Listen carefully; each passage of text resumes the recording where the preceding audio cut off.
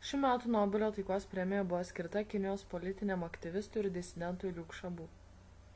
Pirmą kartą viešumoje pasireiškęs dalyvaudamas garsiajame Tianmenio aikštės kruviname proteste, vėliau kalbėjo apie Kinijos vienpartinę sistemą bei kritikavo Kinijos veiksmus Tibeto atžvilgiu. Dėl tokių savo veiklų buvo pakliuvęs valdžios akiratin bei porą kartų nuteistas ir atliko bausmę. Nobelio premijos laureatas neįsižadėjo savo įsitikinimų ir išleido 8-ąją chartiją, kuria reikalavo naujos konstitucijos. Ji turėtų užtikrinti nepriklausomą teismų sistemą bei saviraiškos laisvę. Dėl to praėjusiais metais buvo nuteistas kalėti 11 metų.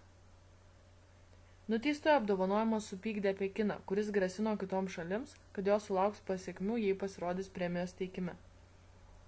Kvietimus gavo 65 valstybės, o dalyvauti atsisakė net 18. Be Kinijos ceremonijoje nedalyvaus šios valstybės.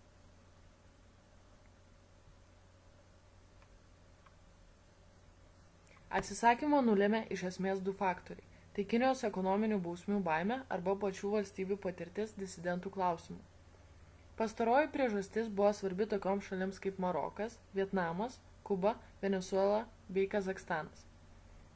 Vis dėlto negalima pamiršti ekonominių interesų, kurie sužaidė didžiąją dalį sprendžiant dėl dalyvavimo. Irakas nenorėjo suerzinti vienos didžiausių investuotojų į naftos ir dujų gamybos vystymą, o Iranas dar ir dėl to, kad Kinija prieštarauja griežtesnėms sankcijoms dėl jų branduolinio ginklo plėtojimo. Viena iš BRICO valstybių Indija, nors ir patyrusi spaudimą, vis dėlto nusprendė sudalyvauti ceremonijoje.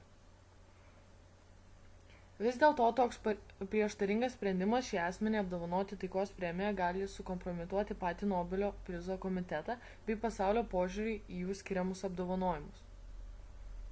Kadangi taikos premija šiais metais sukėlė netaikingesnę atmosferą, o tik dar didesnį įtampą pasaulinėje arenoje, laureato pasirinkimu buvo abejojama kaip niekada daug ir garsiai.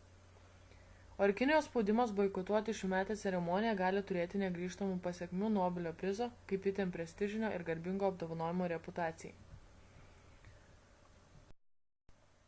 O dabar matysite tiesioginį reportažą iš Pekino. Žinoma, Liu Xiaobo suėmimas tik parodo apgailėtiną žmogaus teisių padėtį Kinijoje ir politinių reformų būtinumą. Manau, galima teigti, kad Kinijos visuomenė simpatizuoja Liu kovai, tačiau represijų baimė užgniaužia bet kokį didesnio masto judėjimą. Situacija, kuomet šalis atsisako dalyvauti Nobelio premijos teikimo ceremonijoje, tik parodo valstybės siekį bet kokią kainą kontroliuoti savo piliečius ir nenorą keistis. Пекина, tarptautinės politiškos seminaras